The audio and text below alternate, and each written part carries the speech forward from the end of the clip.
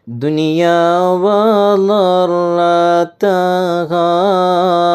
ومن علومك علم اللوح والقلم مولاي صل وسلم دائما أبدا على حبيبك خير الخلق كلهم يا نفس لا تقنطي من زلة عظمت إن الكبائر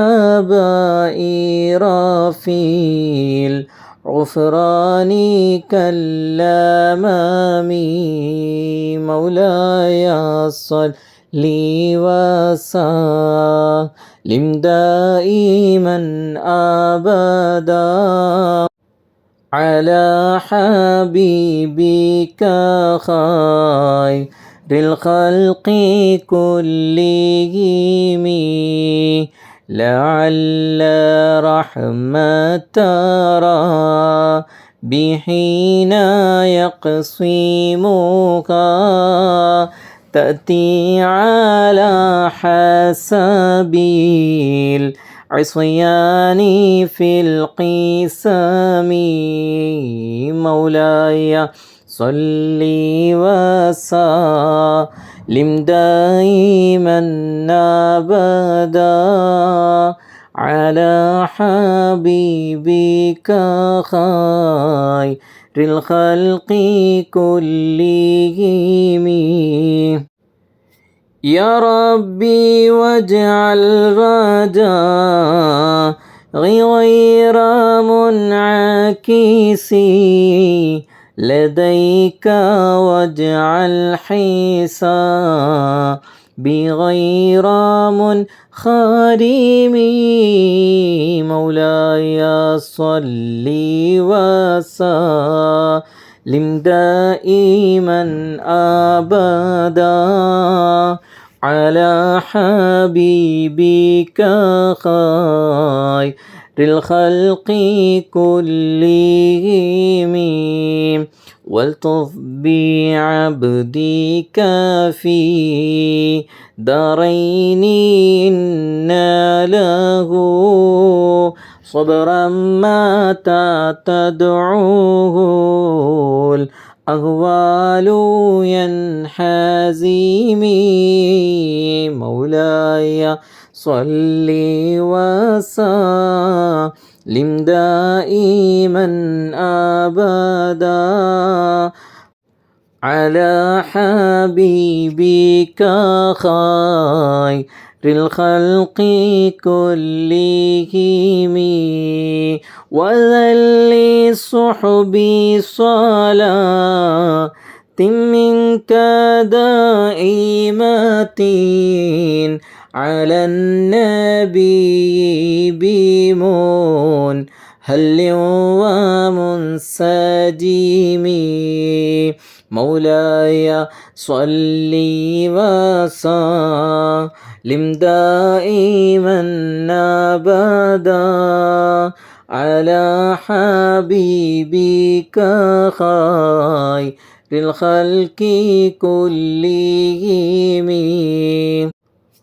والآل والصحب ثم التابعين فهم أهل التقى والنقى والحلم والكرم مولاي صل وسلم دائما أبدا على حبيبك خير الخلق كلهم مرنحت عذابا تلباني ريح الصبا وأطراب العيسى دي العيسي بالنعم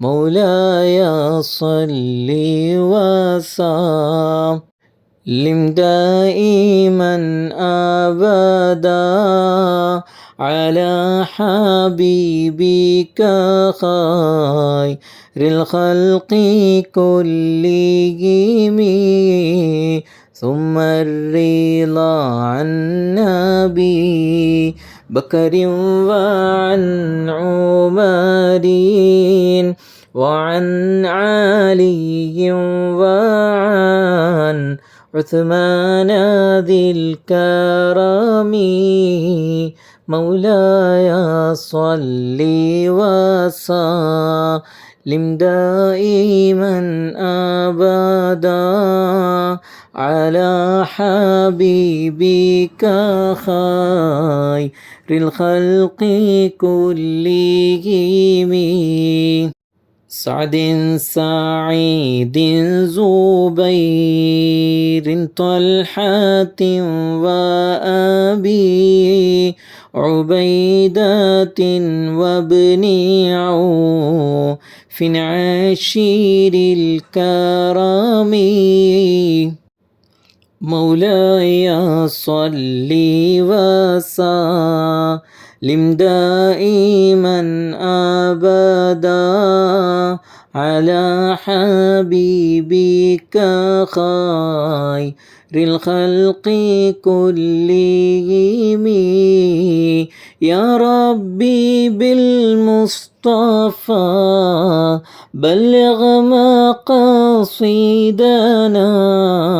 واغفر لنا ما مضى يا واسع الكرم مولاي صل وسلم دائما أبدا على حبيبك خير الخلق كلهم يا ربي بالمصطفى بلغ مقاصدنا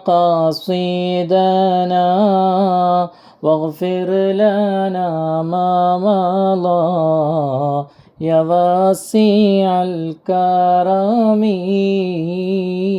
صلوا وسلموا على النبي اللهم صل وسلم وزد وبارك عليه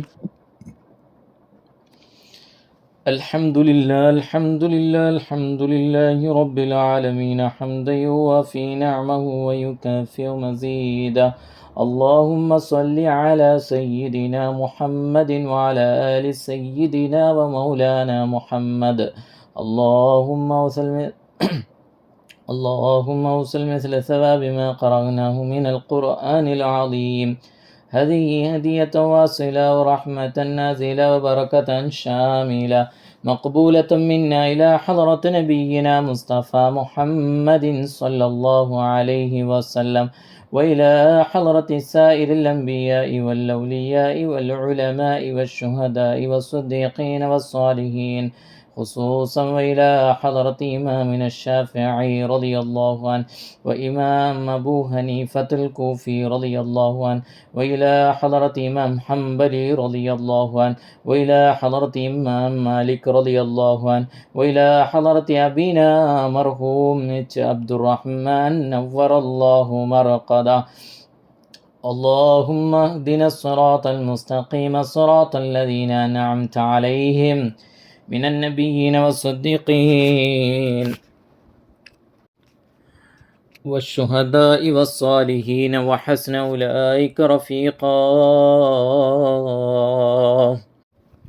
റഹ്മാനും റഹീമുമായ അല്ലാഹ്, മലിക്കുൽ ജബ്ബാറായ മലിക്കുൽ മുലൂക്കായ രാജസയ്യിദായ റഹ്മാനെ, പരിശുദ്ധമാക്കപ്പെട്ട മദീന മുനവ്വറയിൽ ഹബീബുൽ വറ മുഹമ്മദുർ റസൂലുള്ളാഹി സ്വല്ലല്ലാഹു അലൈഹി വസല്ലമ തങ്ങളുടെ തിരുഹളറത്തിൽ പോയി പരിശുദ്ധമാക്കപ്പെട്ട റൗള ഷരീഫിൽ ചെന്ന് ആദരവായ സലാമു സമർപ്പിച്ചുകൊണ്ട് ഹബീബായ മുത്തുനബി തങ്ങൾക്ക് തിരുഹളറത്തിലേക്ക് പ്രിയപ്പെട്ട ഞങ്ങളുടെ ഉപ്പയ്ക്ക് വേണ്ടി ഖുർആൻ വഖഫ് ചെയ്തുകൊണ്ട് ഇങ്ങനെ ഒരു മജ്ലിസ് നടത്തുന്നത് ഞങ്ങളുടെ പ്രിയപ്പെട്ട അബ്ദുറഹ്മാൻ നവ്വറല്ലാഹു മർഖദ പരിശുദ്ധമാക്കപ്പെട്ട മുഹറം 6 ഞങ്ങളോട് യാത്ര പറഞ്ഞിട്ട് 10 വർഷം തികയുകയാണ്. അല്ലാഹുവേ, ഓരോ ആണ്ടുകളിലും എന്തെല്ലാം നന്മകൾ ചെയ്യാൻ കഴിയുമോ അതിന് സാഹചര്യം കൊണ്ടും സന്ദർഭങ്ങൾ കൊണ്ടും അവസരങ്ങൾ കൊണ്ടും ഞങ്ങൾക്ക് നീ അനുകൂലമാക്കി തരണം റഹ്മാനെ.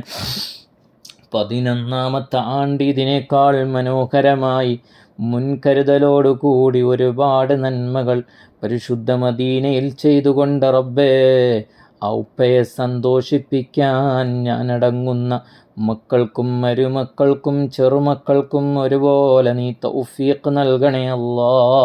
പടച്ചവനെ, കൂട്ടായ്മയിലുള്ള ആർക്കോ വേണ്ടി ചെയ്യുന്നത് പോലെയല്ല അല്ലാഹുവേ, ഞങ്ങളുടെ കുടുംബമെന്നതിനേക്കാളും മഹത്വമുള്ള കുടുംബമെന്നതിനേക്കാളും പരിഗണിക്കേണ്ട ലുകാരാണ് റഹ്മാനെ.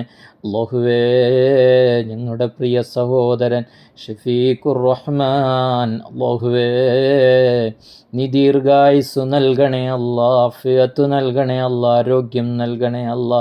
ഒരുപാട് പ്രതിസന്ധികളിലും പ്രയാസങ്ങളിലുമായിരുന്നിട്ട് പോലും സമയം കണ്ടെത്തി വിളിച്ചുകൊണ്ട് ഉപ്പാൻ്റെ ആണ്ടാണെന്ന് പറഞ്ഞുകൊണ്ട് അല്ലാഹുവേ ഈ വിനീതനോട് അർപ്പിച്ചെങ്കിൽ അത് ഉപ്പാനോടുള്ള അടങ്ങാനാവാത്ത മഹബത്താണ്.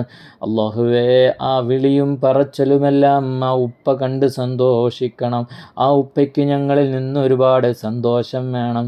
ആ ഉപ്പ സ്വർഗത്തിലാണ്, ഉപ്പാൻ്റെ ഖബർ വിശാലമാണ്. ചെയ്താൽ നമുക്ക് നല്ലതാണ്, ചെയ്യുമ്പോൾ ആ ഉപ്പയ്ക്ക് സന്തോഷമാണ്. അല്ലാഹുവേ, ഇനിയും ഒരുപാട് നന്മകൾ ചെയ്യാൻ തൗഫീഖ് നൽകണേ അല്ലാ, തൗഫീഖ് നൽകണം റഹ്മാനെ. അല്ലാഹുവേ, ശ്രീ ഷഹരിയത്തയുടെ പ്രിയപ്പെട്ട ഉപ്പയാണ്.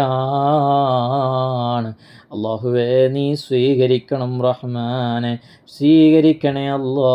ഷഫീനാത്ത് അടക്കമുള്ള എല്ലാവർക്കും നീ റാഹത്തും സന്തോഷവും നൽകണേ അല്ലാ. പടച്ചവനെ, ഇനിയും ഞങ്ങൾക്ക് ആ ഉപ്പയുടെ പേരിൽ മജ്ലിസ് നടത്തണം. അല്ലാഹുവേ, നീ തൗഫീഖ് നൽകണം റഹ്മാനെ, നീ തൗഫീഖ് നൽകണേ അല്ലാ. ഉപ്പയുടെ പേരിൽ ധാരാളം ഖുർആനുകളാണ് പരിശുദ്ധ മദീനയിൽ ഞങ്ങൾ സ്ഥാപിച്ചിട്ടുള്ളത്. അൽഹംദുലില്ലാ, ഒരു മകൻ എന്ന നിലക്ക് റബ്ബേ, ഈ വിനീതൻ്റെ വകയിൽ തന്നെ റബ്ബേ ഖുർആൻ വഖഫ് ചെയ്തത് സ്വീകരിക്കണേ അല്ലാ, കബൂലാക്കണം റഹ്മാനെ.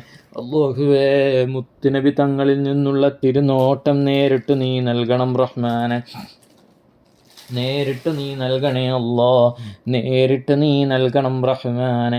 പരിശുദ്ധ മദീന മുനവ്വറയിൽ ഈ വെള്ളിയാഴ്ച ദിവസത്തിൻ്റെ ബറക്കത്ത് കൊണ്ട് അല്ലാഹുവേ, മുഹറം മാസത്തിൻ്റെ ബറക്കത്ത് കൊണ്ട് അല്ലാഹുവേ, ആ ഉപ്പയ്ക്ക് വേണ്ടി ഈ വിനീതനടക്കം റബ്ബേ, ഈ കൂട്ടായ്മയിലുള്ളവർ ഓതിവെച്ച പരിശുദ്ധ റജബിലും ഷഅബാനിലും റമളാനിലും അല്ലാഹുവേ ഓതുവെച്ച ഖത്മുൽ ഖുർആൻ വെറും ഈ വർഷത്തതു മാത്രമല്ല അല്ലാഹുവേ, കഴിഞ്ഞുപോയ മാസത്തിലെ പലതുമുണ്ട് റഹ്മാനെ. കണ്ണെത്താ ദൂരത്ത് ഓരോ ജില്ലകളിലും ഓരോ സംസ്ഥാനങ്ങളിലും പല രാജ്യങ്ങളിലും വ്യാപിച്ചു കിടക്കുന്ന ഈ കൂട്ടായ്മയിലുള്ളവർ ഓരോ വർഷവും റജബിലും ഷഅബാനിലും റമളാനിലും മരണപ്പെട്ടവർക്ക് ഏറ്റവും പ്രിയപ്പെട്ട ഖുർആനിൻ്റെ സൂക്തങ്ങളായ കാമിലായ ഖത്മുൽ ഖുർആന് പുറമേ സൂറത്തു യാസീനും സൂറത്തുൽ ഫാത്തിഹയും സൂറത്തുൽ മുൽക്കും സൂറത്തുൽ ഇഖ്ലാസും അതിന് പുറമേ ദിക്റും ഇസ്തിഗ്ഫാറും അടക്കം ഓരോ റജബിലും ഷഅബാനിലും സ്വരൂപിച്ചു വെച്ചുകൊണ്ട് ഓതിത്തരുന്ന ഉമ്മമാർ ഉപ്പമാരുണ്ട് റഹ്മാനെ. അള്ളാഹുവേ, ഈ വർഷവും കഴിഞ്ഞ വർഷവും അത് ഈ കൂട്ടായ്മ തുടങ്ങിയതു മുതൽ ആരെല്ലാം ഓതി വച്ചിട്ടുണ്ടോ ആ ഖുർആനുകളെല്ലാം ആ ഉപ്പയുടെ ഹദറത്തിൽ നീ എത്തിച്ചു കൊടുക്കണേ അല്ലാ. കണക്കുകൾ നോക്കിയാൽ 1000-ഓ 2000-ഓ 3000-ഓ ഖത്മല്ല. എന്നാലും ഈ വർഷം കഴിഞ്ഞ റമളാനിൽ ഓതിവെച്ച 1000-ലധികം വരുന്ന ഖത്മുൽ ഖുർആനും ലക്ഷോപലക്ഷം സൂറത്തുൽ ഇഖ്ലാസും ഫാത്തിഹയും 10000കണക്കിന് സൂറത്തു യാസീനും സൂറത്തുൽ മുൽക്കും കോടിയിലധികം വരുന്ന ദിക്റും ഇസ്തിഗ്ഫാറും അല്ലാഹുവേ, ഞങ്ങളുടെ പ്രിയപ്പെട്ട ഉപ്പയുടെ ഖബറിലേക്ക് ഞാൻ മുത്തുനബി തങ്ങളുടെ തിരുഹളറത്തിൽ വെച്ച് സമർപ്പിച്ചെങ്കിലും ഈ മജ്ലിസിൻ്റെ അലങ്കാരികമായ ബറക്കത്തിനു വേണ്ടിയും ഹദിയ ചെയ്യുന്നു അല്ലാഹുവേ. ഇത്രയും പറഞ്ഞ കാര്യങ്ങളെല്ലാം ആ ഉപ്പയുടെ ഖബറിൽ നീ എത്തിച്ചു കൊടുക്കണേ അല്ലാ. പടച്ചവനെ, അത് കാരണം ഖബർ വിശാലമാക്കണേ അല്ലാ, സ്വർഗ പൂന്തോപ്പാക്കണേ അല്ലാ. പടച്ചവനെ, ഈ കൂട്ടായ്മ തുടങ്ങിയതു മുതൽ ഒരുപാട് കാര്യങ്ങളിൽ ഞങ്ങൾക്കും ഒരു ഇടം വേണമെന്നാഗ്രഹിച്ചുകൊണ്ട് പ്രതിമാസം അഹ്ലുസുഫയിലൂടെ സ്വതക്ക നൽകുന്നത് മദീനത്തുള്ള അഹ്ലുകാർക്ക് വേണ്ടിയാണ്, പാവങ്ങൾക്ക് വേണ്ടിയാണ്. അതുപോലെ ഒരുപാട് ദാനധർമ്മങ്ങൾക്ക് പുറമെ അതുപോലെ ഒരുപാട് ഖൈറാത്തുകൾ റമളാനിലും റബീഉൽ അവ്വലിലും പ്രത്യേകിച്ച് ഓരോ കാര്യങ്ങൾക്ക് വേണ്ടിയും ഖുർആൻ വഖഫ് ചെയ്യുന്നവരുണ്ട്. മരണപ്പെട്ടു പോയ മാതാപിതാക്കൾക്കും അങ്ങനെ ഒരുപാട് കാര്യങ്ങൾ പറഞ്ഞുകൊണ്ട് ആ മജ്ലിസുകളുടെയെല്ലാം ബറക്കത്ത് കൊണ്ട് അല്ലാഹുവേ, ഈ ഉപ്പയുടെ ഹദറത്തിലേക്ക് അതിൻ്റെ പ്രതിഫലം നീ എത്തിച്ചു കൊടുക്കണേ അല്ലാ. ഇന്നീ നടക്കുന്ന മജ്ലിസിനി വരാനിരിക്കുന്ന ഏതെല്ലാം മജ്ലിസുകളിലും ദുആകളിലും അല്ലാഹുവേ, കഴിഞ്ഞുപോയ എല്ലാ മജ്ലിസുകളിലും ഇന്നത്തെ മജ്ലിസിൻ്റെ സ്വഭാവിനെ നീ എത്തിച്ചു കൊടുക്കണേ അല്ലാ. അങ്ങോട്ടും ഇങ്ങോട്ടുമുള്ള ഉപകാരങ്ങൾ അല്ലാഹുവേ, അതിന് വലിയ പവറാണ്. ഏതു മജ്ലിസാണ് റബ്ബേ നീ ഇഷ്ടപ്പെട്ടതെന്നും മലക്കുകൾ തൃപ്തിപ്പെട്ടുകൊണ്ട് സ്വീകരിച്ചതെന്നും ഞങ്ങൾക്ക് പറയാൻ പറ്റില്ല. അല്ലാഹുവേ, മജ്ലിസിൻ്റെ എല്ലാ ബറക്കത്തും റബ്ബേ ഞങ്ങളുടെ ഉപ്പയുടെ ഖബറിലേക്ക് നീ എത്തിച്ചു കൊടുക്കണേ അല്ലാ. ഇന്നത്തെ മജ്ലിസ് മദീന മുനവ്വറയിൽ നിന്നു നടന്നുകൊണ്ടിരിക്കുന്ന ഈ മജ്ലിസിൽ പങ്കെടുത്ത കുടുംബങ്ങളുണ്ട് അല്ലാഹുവേ. ലിങ്ക് കിട്ടിയപ്പോൾ എനിക്കും പങ്കെടുക്കണമെന്ന് ആഗ്രഹിക്കുന്നവരുമുണ്ട്. എല്ലാവരുടെയും മുറാദ് ഹാസിലാകാൻ, ഖൽബ് വിശാലമാകാൻ, ശരീരത്തിലോ മനസ്സിലോ കുടങ്ങിക്കിടക്കുന്ന പൈശാചികമായ ഷർറുകളും സിഹ്റുകളും മാറാൻ അല്ലാഹുവേ, ഈ മജ്ലിസ് നീ വലിയ സബബാക്കണേ അല്ലാ. സബബാക്കണം റഹ്മാനെ. അല്ലാഹുവേ, ഞങ്ങളുടെ പ്രിയപ്പെട്ട മാതാവിന് നീ ആഫിയത്ത് നൽകണേ അല്ലാ, ആരോഗ്യം നൽകണേ അല്ലാ, ദീർഘായുസ് നീ നൽകണം റഹ്മാനെ. എല്ലാവിധ മാനസികമായ ശാരീരികമായ പ്രയാസങ്ങൾ മാറ്റിക്കൊടുക്കണം റഹ്മാനെ. പടച്ചവനെ, പ്രിയപ്പെട്ട ഉമ്മയുടെ മക്കളാണ് പ്രിയപ്പെട്ട ഷഫീഖടക്കം അല്ലാഹുവേ, അതുപോലെ പ്രിയപ്പെട്ട റഫീഖ് അല്ലാഹുവേ, എല്ലാവർക്കും നീ ആഫിയത്തും ആരോഗ്യവും നൽകണം റഹ്മാനെ. അവരുടെ ഭാര്യയ്ക്കും ആ പ്രിയപ്പെട്ട സഹോദരൻ്റെ ഭാര്യയ്ക്കും നീ ആഫിയത്തും ആരോഗ്യവും നൽകി അല്ലാഹുവേ. മക്കൾക്ക് ആഫിയത്തു നൽകി ശാരീരികമായ മാനസികമായ പ്രയാസങ്ങളെല്ലാം നീ നീക്കിക്കൊടുക്കണം റഹ്മാനെ.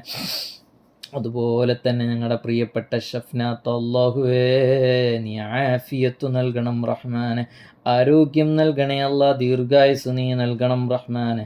ഹബീബുൽ വറ മുഹമ്മദുർ റസൂലുള്ളാഹി സ്വല്ലല്ലാഹു അലൈഹി വസല്ലമ തങ്ങളുടെ തിരുനോട്ടം കൊണ്ട് ശാരീരികവും മാനസികവുമായ എല്ലാ പ്രയാസങ്ങളും മാറ്റിക്കൊടുക്കണം റഹ്മാനെ. അവരുടെ പ്രിയപ്പെട്ട പൊന്നുമക്കളായ ഞങ്ങളെ കരളിൻ്റെ കഷ്ണമായ സഹോദരിയുണ്ട്, സഹോദരനുണ്ട് അല്ലാഹുവേ, നീ ആഫിയത്ത് നൽകണേ അല്ലാ, ആരോഗ്യം നൽകണേ അല്ലാ, ദീർഘായുസ് നീ നൽകണേ അല്ലാ.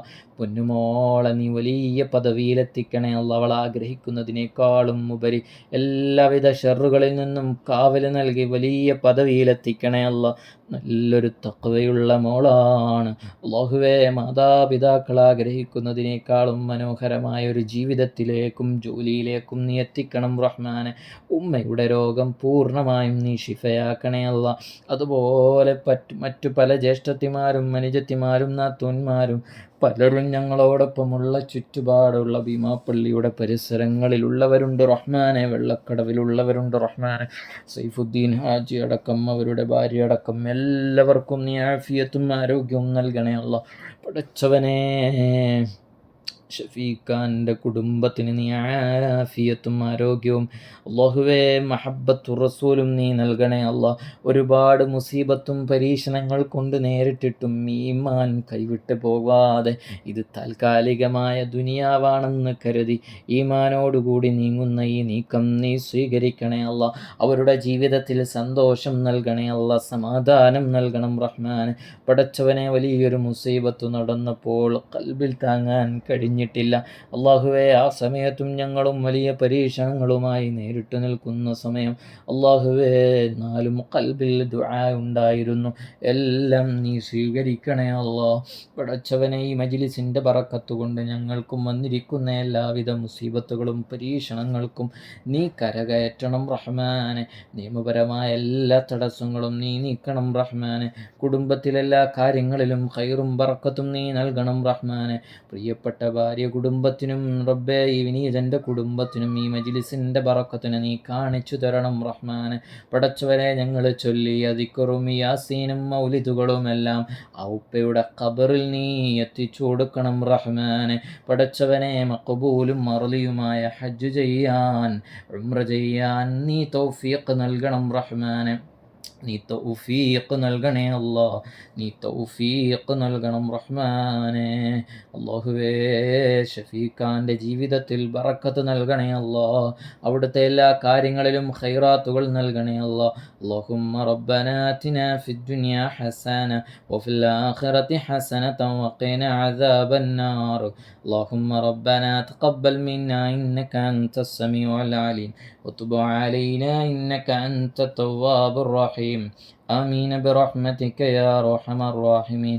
وصلى الله تعالى وسلم على خير خلقه سيدنا محمد وآله وصحبه أجمعين. سبحان ربك رب العزة عما يصفون وسلام على المرسلين والحمد لله رب العالمين. صلى الله على محمد صلى الله عليه وسلم. صلى الله على محمد صلى الله عليه وسلم. اللهم صل على محمد يا رب صل عليه وسلم.